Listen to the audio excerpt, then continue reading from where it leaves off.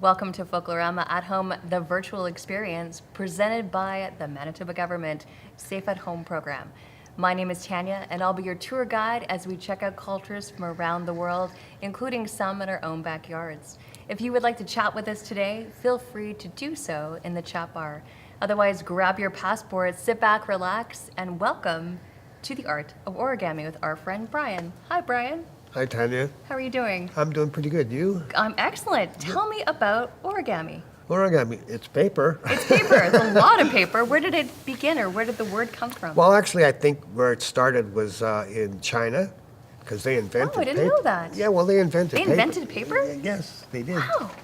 And I'm trying to think of the name now. You put me in pressure, I can't. So, but anyways. You Google that later.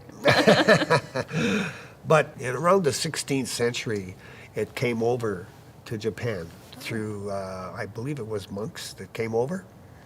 But everything was very ceremonial, you know, dishes and stuff like that where you'd burn incense, but only the very rich or nobility got to use it. Oh. And it wasn't until paper started to become manufactured that general people could do it. And then the Japanese were the ones that sort of took it and started changing all this very traditional stuff and started getting into all these animals Oh, wow. and flowers and things like that. So That's amazing. kind of.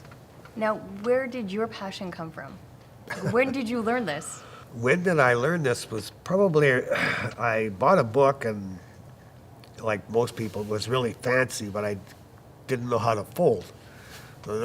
So I never used it for a long time, and that was back in the early 80s. And then one time I was going to the Children's Festival. We had hired a individual who actually did it on Sesame Street, and he was Oh. folding stuff, and I was watching what he was doing, and I said, I could do that. And I asked him, well, show me. Yeah. So he showed me, he gave me a piece of paper, so I'll fold it in half. How many times can you do it? So I folded, and he said, what do you notice? And I said, I notice the edges are backing off because the outside layer is taking longer to get there. And then he showed me how to do the crane. And then he showed me how to turn the crane into a dragon This is all in one day. over about 3 days. 3 days, okay. 3 different times. And then he showed me how to do the butterfly. And then he refused to show me anymore. Oh. And then he said, just change your medium. So I said, okay. And I understood what he meant. Okay. Because now my fingers were trained. They were already trained. So now that I knew how to fold, then I could fold whatever I wanted. And you've done children's festivals across North America. Yes. You even opened up a children's hospital. Did I read this? Well, not the hospital itself. The hospital was there, but they had built it. It was in Munich. In Germany. Yes. Wow. And they had opened a new wing, and then there's an atrium in between the new wing and the old hospital. And people that I had worked with a couple of years before that in Würzburg, Germany, which was an international conference in origami, they had replicated a mobile that I had made and hung it up in the atrium. Wow. And people were looking down on it from their offices and whatnot. And they wanted to meet the person who designed it, so they invited me to come for the opening of the wing.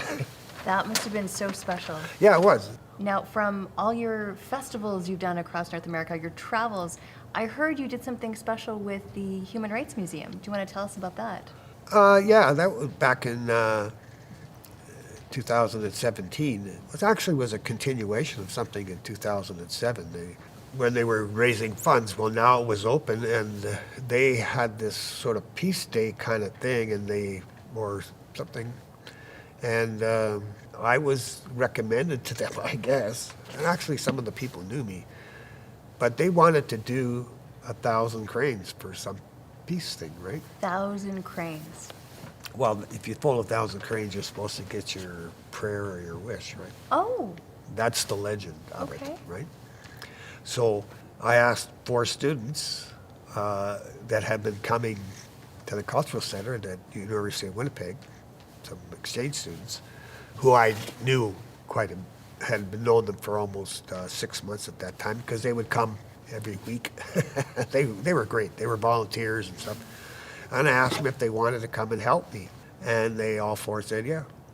Wow. So they came for the first day, and we folded, and anybody that came to the museum and came to that, we taught them how to make the crane, and we did that. And then I did it for another 3 or 4 days till we got 1,000 cranes. And how long does it take you to do a crane? Me, I can't imagine, but what about you? Origami is it's never like a race. It's never to do it as fast. But if I was to do it, I could probably make the crane in about 2.5 minutes. So next, we're going to take a moment and you're going to actually explain what all these beautiful creations are on the table and the different ways to fold. Okay. Okay, let's do that. So Brian, what kind of paper would you use in origami? Well, actually, when it comes to doing origami, because it means to fold paper, is that you can use any paper that you want, recycled paper. Birthday wrap, Christmas wrap? Yeah, birthday wrap is good if you got your recycling, it's got all that typing on it. You could just take your Christmas wrap and cover up the typing and make all kinds of neat little things with it. Oh, that's awesome. Now, what about types of folds? I didn't know there was more than one type of fold. Well, let's say there's different kinds of ways to manipulate the fold. But if you think about it, there's actually really about only 2 folds, and that's the mountain fold and the valley fold. And it depends where you put them and how you use them is what makes the model. Wow. Yeah, so you got a squash fold, but when you squash it, it's still got mountain and valley fold. And what about the ones that are in front of you? What is what? It looks amazing. Like, take the books, for example. Tell us about that. The books, yeah, well, this is part of what I used to do when I was Manitoba Arts Council going into schools. And I developed, this is from a friend of mine, but there are 52 books in here. One of them is 52 books. golden. 52 books you made. Yeah, and with the golden, and this is one of the books. It's got about 5 or 6 pages. And the thing is that the thing was is that the reason there's 52 books there is because the golden rule that little there is that you have to read a book a week. That's a good tip. Yeah. That's a good tip. And this is actually the reindeer is actually 2 crane bases. So when you learn to do the crane, you modify it and it becomes a reindeer. Incredible. Now, what about the panda and the penguin? They're super cute. Yeah.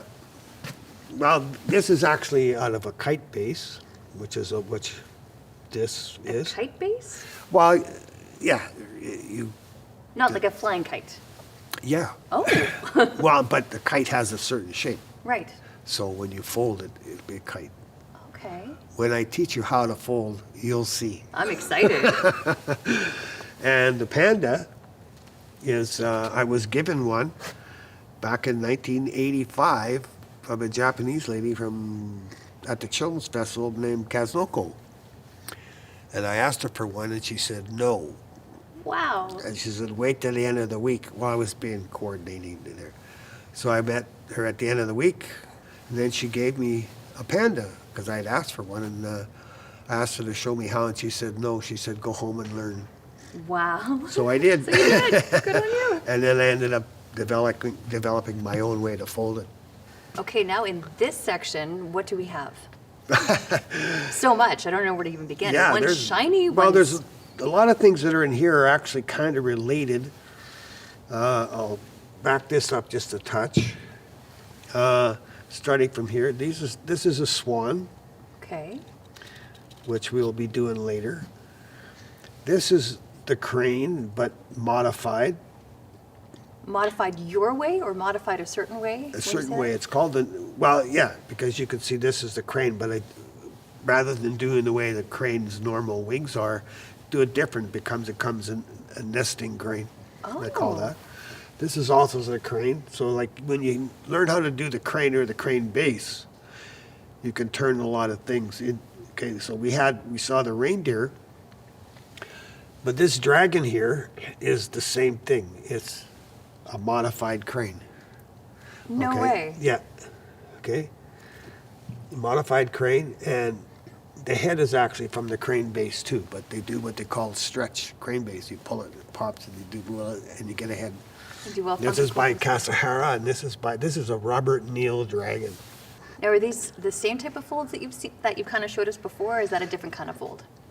Well, there's a lot of folds in here, but this was done wet. Now, what does wet mean? Well, Sorry, that's like the weirdest terminology I've heard. well, you don't soak it. Okay. The mushroom you do, and I'll show you how to do that mushroom. What here is that you would wet the different folds. So maybe get a brush and do it on the fold and do it in sections. And then when you fold it, you see when it's wet like that and then it dries, that's the memory. Like, you know, if you fold a piece of paper, in time it'll open up. Right. Well, this is never opened up because now that's the paper that wants the way The it wants muscle to be. memory? Yeah. Is that right? It sort of changes the memory of the paper. Wow. So, see, this is the same thing for the horse. What I did is I kind of wet it and then I stuffed it with Kleenex and stuff like that, and then wrapped a thread around it and let it dry for a day, and now it wants to be like that instead of having the sides straight. And that looks like a napkin, like a Christmas napkin or a... Yes, it is actually. It's a napkin. I'll show you on that. And actually, it's very hard down here and very soft up here because I didn't wet the top. But what you do is you get a good quality napkin and you crunch it. And people Good say, way to recycle your holiday napkins. well, I say, well, that's not folding it. Well, if you becoming take a look environmental at show it, as well. those are all folds. Okay, so it's called crunch. Okay, and then you take it like this. And what I have here is the head of the mushroom. You take it like that, protect the head, turn on the tap, make it wet, and I mean wet, but not, okay, not like this, right? So damp. And then you get it out, and just do this gentle down here, otherwise you won't be able to separate them later. And then you just sort of wiggle it around a bit, make the head. I'll do it quick, like this kind of a thing. Wow. Okay, you may have to squeeze it again and back together, and you start bringing these up, okay, like that. Right. And then after you get them up, don't play around with these, wait till they dry and then re-wet it. But then you just push it down and push in on the table or around the sink, and then when it stands on its own, leave it for a day, and that's what you got. There is your COVID fun project for the weekend, folks. Yeah, that's wonderful. So Brian, you've showed us all these different, traditional ways, these animals, but these boxes, I've never seen anything like that before. What type of origami is this? A lot of this is actually called modular or unit origami, meaning it takes many, many pieces. I guess a lot of it is like playing with Lego. Oh, So you have, like, this is a piece like this, okay. called like the bow tie one, and that's how you make these ones. Holy crow. And you can make this with cubes in it, like, and expand it. This is called an Omega Star. That's It's beautiful. made out of 6 pieces of paper. Okay. This one here, it's called the orb, Almost looks like a Rubik's Cube. but it's 30 pieces of paper. But the challenge on this one is that only use 3 colors, and the challenge is not to have the same color this way. They have to be opposite. Yeah. So that's the pattern that you want to try. So How long would it take you to make one of those? about an hour. Okay. That's pretty impressive. Yeah, but if you get it wrong, then you got to undo it, take you another hour. An hour, exactly. And what So about the purple? if you don't want to have the challenge, you make it in multicolored. What about the purple and pink one? This one is this star here. These are all mostly by a lady called Tomoko Fuse, who I met numerous times in Charlotte. But what you do is you make this, and then, but it's, you see, you make these little pieces that hold Wow. it together, okay? You can also use the same kind of idea, make the box square That's on the incredible. corner, right? Same thing with this, except Yeah. this is the Tomoko. There's 6 pieces on the top, 6 on the bottom. So it's not a box, it's actually paper folded. That's incredible. Yeah. Well, it's like a gift box. Yeah. Yeah, but this Gift is that keeps on giving. yeah, yeah. This one is not really modular. It is in a way, but it's 2 pieces. It's a David Brill, but this is a smaller one Wow. of this one, That's so beautiful. like this, right? Yeah. That's gorgeous. Well, Brian, I think we are now you're going to teach us Okay. part of the brilliantness that makes you the origami master. So everybody at home, if you want to grab your kits, Brian and I will get set up and ready to learn more about origami. And if you don't have a kit at home, feel free to grab some pieces of paper and learn along with us. Oh, Brian, this is so pretty. I almost don't want to fold it. You fanned it out so beautifully. But okay, so we're going to take our piece of paper. And again, if you have your kit, grab your piece. And if not, use any piece of paper or, like we said, birthday wrap or holiday wrap. So show us, what do we do first? Well, I think what we're going to do this first time is that we're going to make a piano and couch. That's what it's called, a piano or a couch base. Okay. And a lot of things can make it. So what we'll do is we'll do that. But what I'll do is I'll show 2 moves first, okay? Because what you're going to do is you're going to take your square and watch what I'm doing first. Don't fold along with me at the same time, because then you How do you know I'm competitive? then because you won't be watching what I'm doing. Okay. So you see, I got a rectangle, and then I'm going to fold the rectangle into a square. And as you notice, there's 4 loose edges. That's what you hold, because they're the ones that are going to move on you. And pull away from your holding hand, and then it should be there.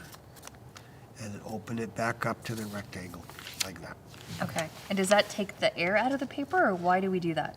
Yeah, it means like if you're holding it, you fold from your holding hand, that draws the paper down to that point, and then you know it's squared up. Okay. So that's like our center point kind of thing. I think I'm doing okay so far, Brian. Okay, what's next? We open it up, you Okay, said? then you're going to take this edge and you're going to fold to the center line Okay, center line. Got it. on both sides. Both sides. So both sides are even. This is actually called a cupboard or door fold. And the folding we're doing, is it like a certain technique? Because I remember Yeah. you mentioned a couple of different techniques. Yeah, well, yeah, not yet. This Okay. is just like folding it in half. Awesome. Okay. Still pretty talented. Yeah, go ahead. Yeah, in this kind of way, is you're just making Okay. it into quarters, right? Got it. Setting it up. Okay, now this is what you call a squash fold. And what I'm going to do is I'm going to show you first, okay, and then I'm going to turn it towards the camera to show you how it really looks, okay? So you got a line here, so you kind of put your finger on the line and you go inside. If it's not, you got to open it right up, okay? And if it's not, then just give it a tug. But this is what I'm saying, okay? Okay. So you open it up and then fold it straight down. This line goes right along this line like that, okay? And do that to both sides. Yours looks a lot prettier than mine, Brian. Well, Not that it's competitive. Okay, my second side I did better. Okay. This is what it should look like, okay? Okay. If you take this,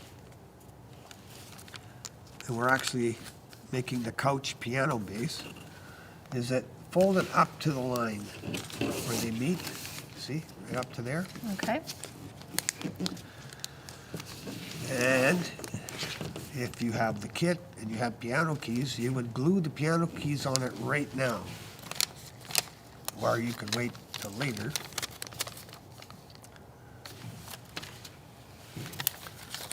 So it looks like that, Oh, that's beautiful.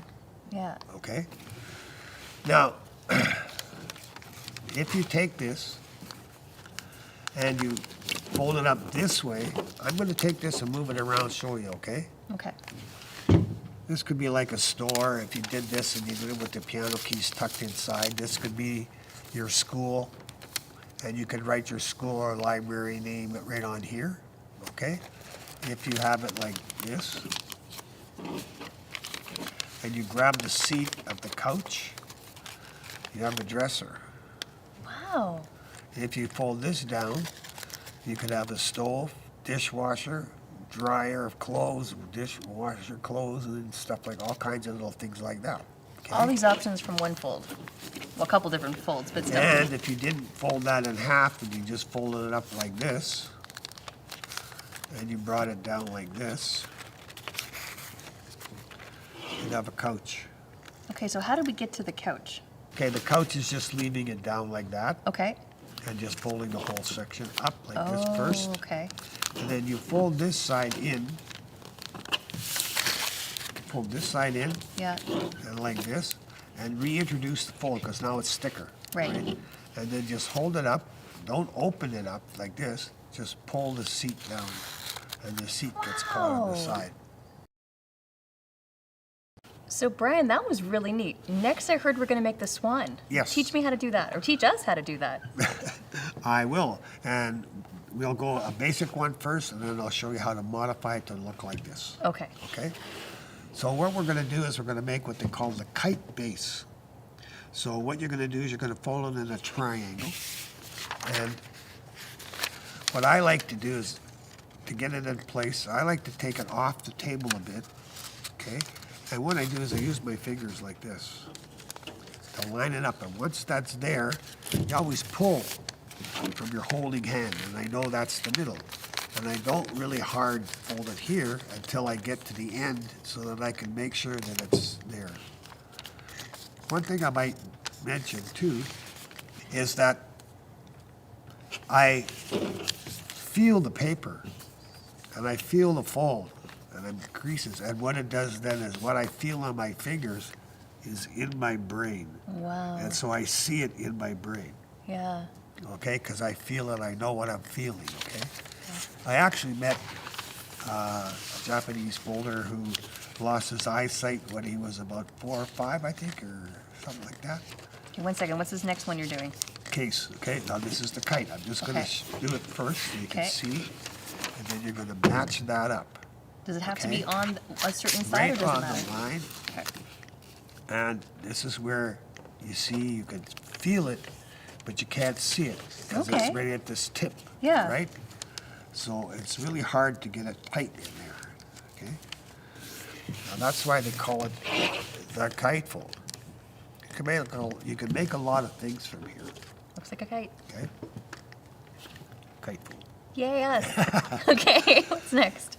Okay, now, to do this one, you take it and you turn it over like this. Now, on a pattern paper, sometimes it's hard to see the line. So what you can do is you can do it this way. And then you fold up to the line. Is that one side you're folding up, or both? Well, you'll do both sides, but Okay. one at a time. One at a time. It should be called the art of patience. Well, that's what Origami will give you in time. It'll give you patience, but you'll find something that's really complicated. Put it down before you crunch it Okay. and come back to it later. Okay? See now, if the line's very clear, then you don't have to do that. But see, and not all, that's what you have to watch for pattern paper, is that sometimes it's hard to see the line. Okay? So when you go out for tips like this, Yep. you get it partway there, but you roll it into its spot, Okay. okay? Like this. Now open it up. Am I doing okay so far? Yeah. It's pretty good. Probably Okay. looks better than mine. Oh, no. Okay. Now, you can actually, I'm going to change that around. Okay. So you're going to take this Okay. and fold it up to the top. Pull it up to the top. So it matches the top? Okay, but you see when you got something like this, you see Yeah. how this paper is here? Yeah. Don't push down. Always come like this. That's Okay. pulling from your holding hand because it gets the kinks. Otherwise, you get kinks in here. Oh. And this second layer on top here will pop Will out be the other crinkly. way. Okay.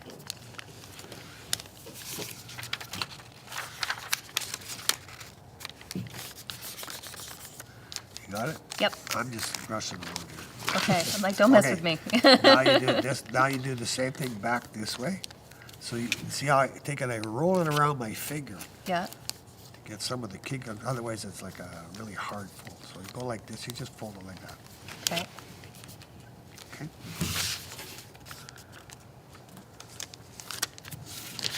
What is next? You got it? Yep. Okay. Fold it in half this way. Okay, I'm sorry, I just missed that. Fold it half this Fold way. it in half like this. Okay. Now, hold it like about here. Take both layers, okay? Yeah. And you're taking like this. Sometimes people will go like this and take it this way. Like if they're always right-handed or left-handed, right? Their dominant hand, they always use it. Well, no, use both hands, both sides. Okay. Because sometimes, otherwise, if you turn them models to do it, it's upside down to what the other side was. Okay, so you see, I'm going to end up lifting up both layers here. And I've done this a few times, so I figure it's about like this. Ooh. And then you just fold it there. Yeah, just pinch it there, keep it in place. Okay. And then the same thing for the head, you see? Just, it kind of bubbles out the back of your fingers, right? Yeah, I see that. And that's it. That's a swan.